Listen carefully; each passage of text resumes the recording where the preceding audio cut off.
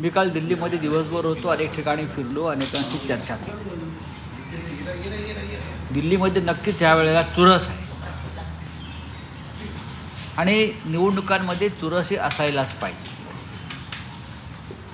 पण ज्या पद्धतीनं दिल्लीची विधानसभा जिंकण्यासाठी भारतीय जनता पक्षानं पैसा आणि सत्ता याचा अतिरेकी वापर केला हे काल रस्त्यावर दिसत होतं.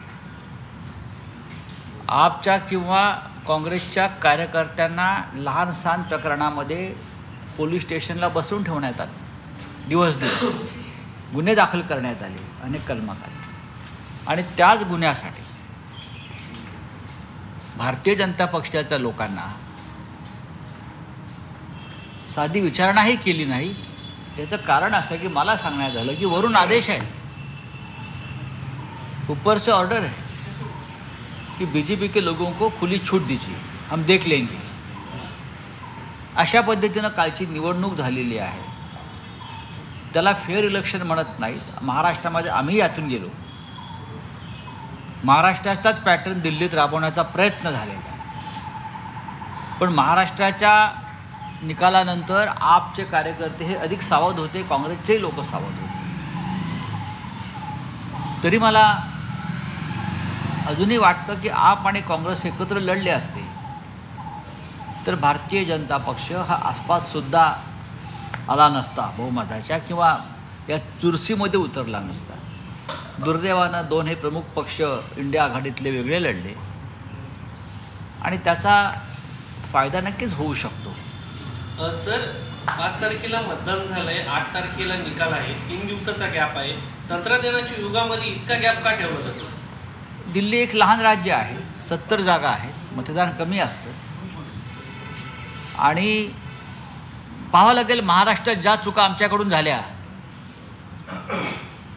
19 स्ट्रॉंग रूममध्ये EVM ठेवलेले आहेत, या स्ट्रॉंग रूममध्येच घोटाळा होतो. बॅटरी किती चार्ज झाली शेवटपर्यंत आणि किती राहिली हे सगळं महाराष्ट्रात आमच्याकडे समोर आणलं गेलं. मतदार राज्यातले घोटाळे कसे झाले. पण आता आपचे कार्यकर्ते या बाबतीमध्ये अधिक तज्ज्ञ आणि माहीर आहेत. आम्ही 8 तारखेची वाट पाहतो. महाराष्ट्रातले मंत्री आहेत संजय शिरसाट, त्यांनी तुमच्यावर जरी अशी टीका केली. करू द्या ना. प्रयागराजला जायला पाहिजे होतं, इथं चेंगरला असता तुम्ही तर शहीद म्हणता आला असतं, ती पण संधी दिली नाही. आम्ही प्रयागराजला जाणार आहोत. काल प्रधानमंत्री मोदी जाऊन आले. आम्ही कामाख्याला नक्कीच जाणार नाही रेडे कापायला, पण आम्ही श्रद्धावान हिंदू आहोत आणि श्रद्धेत आणि हिंदुत्वामध्ये गद्दारीला स्थान नाही, बेईमानीला स्थान नाही. तुमच्या राज्यामध्ये छत्रपती शिवाजी महाराज हे औरंगजेबाला लाच देऊन सुटले,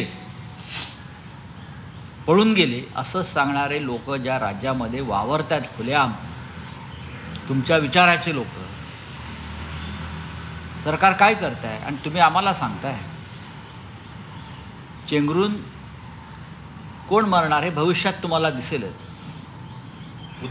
आम्ही स्वतः शिवसेनेचे काही लोक याआधी गेले, आमचे राजन विचारे जाऊन आले, इतर अनेक लोक जाऊन आले. भविष्यात आम्ही जाऊ. सध्या सगळे VIP लोक जाऊन येतात, प्रधानमंत्र्यांसह सगळे. राहुल सोलापूरकरचा उल्लेख केलेला आहे. राहुल सोलापूरकर यांनी लिटमस टेस्ट होती, बोलून दाखवायचं असं संघाचे अनेक लोक अशा पद्धतीचे स्टेटमेंट देतात, नंतर माघार घेतली जाते. नाही, हा संघाचा अजेंडा आहे. आमच्या महाराष्ट्राच्या दैवतांचा अपमान करणं हा एक संघाचा जुना अजेंडा आहे. कधी सावरकरांवर ते घसरतील, कधी गांधीजींवर घसरतील, आता तर ते छत्रपती शिवाजी महाराज, संभाजी महाराज यांच्यावरती घसरायला लागले. अनेक प्रकारचे विकृत चित्रपट निर्माण करून संभाजीराजांचं विकृत चित्रण करण्यात आलं. काय करत आहे सरकार? या सरकारनं खरं म्हणजे चिरडून मारावं अशी परिस्थिती आहे. उदयनराजे भोसलेंनी काल म्हटलं गोळ्या झाडाव्या त्यांना, औरंगजेबाच्या अवलाद असंही म्हटलं.